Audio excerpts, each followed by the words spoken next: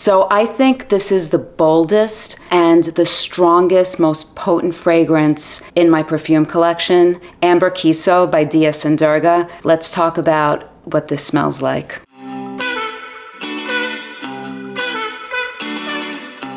Hello guys, welcome back. I'm Eloise. I hope everyone is doing great. In today's video, I want to talk about a recent acquisition from the house of Dries and Durga, Amber Kiso, which I purchased a few months ago. And this is the first fragrance that I actually own from the house of Dries and Durga. Even though I've been to the boutique so many times here in New York City, I like other fragrances from the house. This is actually my first purchase of a Dries and Durga, and this absolutely did not disappoint. I would say that this is probably the boldest, strongest, most long-lasting fragrance in my collection. It's up there with Nanchi by Nishane, which is also bold and rich and long-lasting. I think that one is potent as well. This is a potent fragrance, and I'm really enjoying it, and I'm really excited to talk about what this smells like. So the house of Dries and Durga started in New York, out of Bushwick, Brooklyn, to be specific, and the creators behind this brand are Kavi, a self-taught perfumer, and David, who's actually a trained architect. And as explained on the official website, the fragrances are all made in New York, and each of the fragrances has a narrative behind the scent profile. And the idea behind Amber Kiso is basically to capture the different woods that are in the Japanese Kiso forest. And so the Kiso forest has trees with woods that are basically sacred and have connections to traditional religious ceremonies. And the fragrance was released in 2018. It's listed on Fragrantica as a woody chypre fragrance, and the nose behind this is David Seth Maltz, the perfumer of Dries and Durga. And I find everything about the brand really quite interesting and charming. I love the story behind the brand, and even the bottles themselves are simple but sort of charming. So this is the 50 ml size. This is an Eau de Parfum concentration. This also comes in the 100 ml size, which is a taller version of this bottle. And it's a very simple, round, sleek bottle that's made of a nice, heavy glass with a sticker right in front here with the name Amber Kiso. And there's a disc on top which is placed on all of their bottles, whether the 50 ml or the 100 ml. The cap is nice. It's not too heavy, but it's not cheap and light. I think the cap is great. It's nicely secured on the bottle. It snaps on, so I like that. And the atomizer is also quite good on these bottles. So I'm wearing Amber Kiso today as my scent of the day. I was actually wearing it yesterday as well, as the weather is getting colder here. So let's talk about what this smells like. It's so intoxicating. It opens up as a rich, bold, dark fragrance. It has this thick, syrupy consistency to it. It's dark and woody, and it's also balsamic, and it's leathery.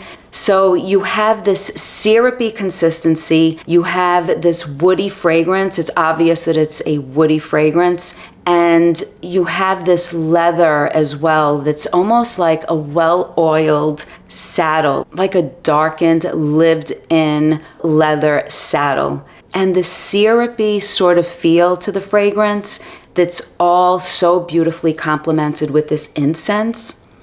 The incense is obvious right from the outset. It so perfectly balances the woody and the leathery aspects of the fragrance.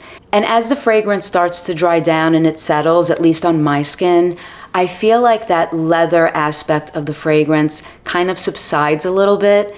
And the fragrance has this syrupy sort of dark sweetness to it. And I'm reluctant to say sweetness because it's not a sweet fragrance, but there's a dark, syrupy, almost like a tree sap sort of sweetness that's very rich and complex and gooey and syrupy. So it's almost like this dark syrup, almost like a sap covering woods. And enveloping all of this is this beautiful incense that is so perfectly balanced. I feel like this fragrance is very, very balanced. beautiful balance between these dark woods, this sappy maple, syrupy, slightly sweet portion of the fragrance, and this incense. And as it starts to dry down, you also have these little touches, these little facets of this green, like mossy aspect that comes through here and there. It's very subtle, very, very subtle. There's patchouli, there's iris, very subtle. My nose doesn't really pick up any of the iris or even the patchouli. Maybe it's just an earthy part of the fragrance that I'm not necessarily detecting. I don't detect it, at least to my nose. So there is iris and there is patchouli in here, but there is tree moss at the base, and I do get those green touches. And this is considered a woody chypre fragrance. But all in all, it's definitely bold, it's definitely dark and rich, and it definitely can wear you instead of you wearing the fragrance if you overspray this. It's strong, it's potent. If you get this on clothing, you will smell it until you wash the clothing. The longevity is fantastic, 8 to 12 hours. The sillage, the projection is also fantastic. And as the fragrance starts to dry down, I get wafts of this the entire 8 hours that I'm wearing it, 8-9 hours. I get wafts of this. And what I sense when I smell the fragrance coming off my skin, what I sense is this woody background and this dark, mapley, sappy, like sort of sweetness. It's not gourmand, it's not a sweet fragrance, but I do get a little bit of the sweetness that wafts off the skin, but it's still a dark, woody fragrance that's complemented by the incense all the way to the dry down. When it dries down, I would say that it gets a little more dusty, but it is nonetheless in the dry down still as beautiful as it is in the opening. So it's not linear. There are some changes. That leather, I feel like, is most prominent in the opening, maybe in the first hour. And as it dries down, I feel like it's more about the woods and the incense and the balsamic characteristics and the tinges of sweetness with the mossy little aspects that are sort of sitting in the background.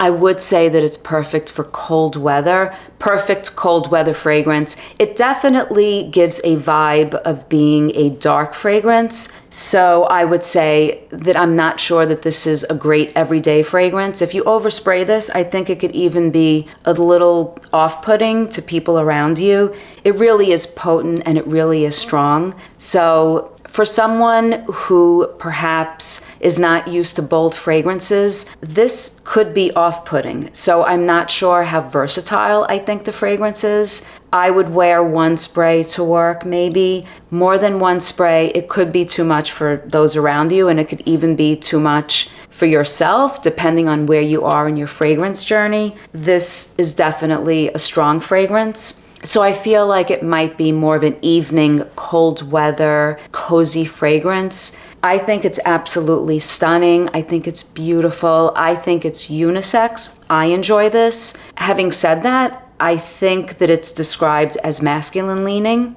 So to my nose, there's nothing in here that's necessarily masculine. If you enjoy this type of scent profile, I don't see why it would necessarily be masculine, but that's just my opinion. So I would say that this is a fragrance to be tested before purchasing. Is it an amber fragrance? It's called Amber Kiso. It's not really an amber fragrance. It's a leathery, woody incense fragrance that has dark sweetness to it, is what it is. And it wears pretty heavy and potent and bold and long-lasting. So it's not a light-wearing fragrance.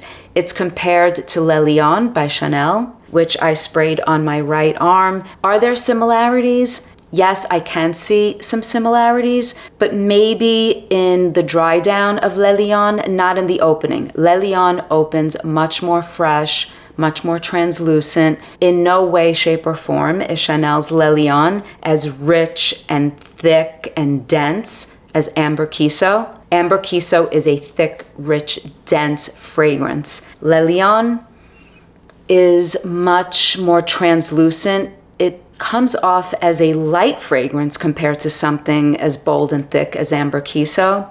Even though when I first got Le Lion, I thought it was such a dark, thick fragrance, it's light when you put it next to something like this. So everything is relative, right? As this dried down though, this is a 2-hour dry down. There are similarities because Le Lion has a lot of labdanum in it. It's an amber with a boost of labdanum. And so you have that leathery, incensey, smoky quality to it with some sweetness. But it definitely opens up much more fresh than Amber Kiso. Is Amber Kiso a replacement for Chanel's Le Lion? I personally don't think so. Although I've seen people describe it exactly opposite as what I'm about to say, I feel that Amber Kiso is a more rugged, rough fragrance. Even though it's very round in a sense, it's not rugged in a negative way, but it is more bold and I would say more rugged. I'm not sure what other word to use. While Le Lion, Chanel's Le Lion, is more delicate and a little bit more sophisticated and not as casual as Amber Kiso in my mind. I feel like it's a dressier fragrance, for lack of a better word. So there are similarities for sure.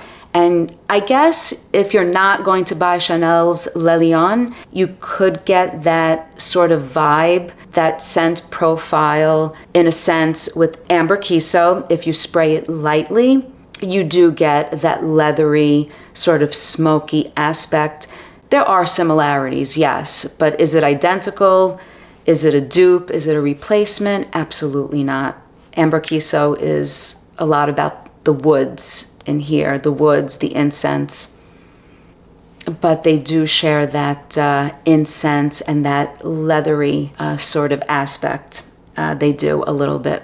So I am really enjoying this fragrance. I really like it. I love having it in my collection. I don't have anything like this. It's definitely unique, at least in my collection. And it's also an accessible line of fragrances because you can get it from discounters at pretty good prices. So for the 50 ml, which is an Eau de Parfum concentration, like I said earlier, I paid under $100 for this. So I think it's an amazing deal, especially for what you're getting. I think it's a great high quality fragrance and I think it's worth every penny. On the official website, a 50 ml bottle retails for $210 while the 100 ml retails for $300. I saw recently, while I prepared for this video, the 100 ml at a discounter for $100. So this is accessible and the prices are fantastic if you go through a discounter. So that's always a factor when I'm deciding whether a fragrance is worth it or not worth it. But price aside, I do think Amber Kiso is a fantastic fragrance. I think I want to add Radio Bombay to my collection as well. And there are a few others that smell really great from this house. This one is a great release from the house of Dries and Durga. I think that if you haven't tried this, it's worth getting your nose on. So that's my take on Amber Kiso. Let me know in the comments if you guys have tried this, what you think about this fragrance, and if you've tried others by the house of Dries and Durga, and what your thoughts are. Thank you so much, as always, for your comments and your support. Until next time. Bye, guys.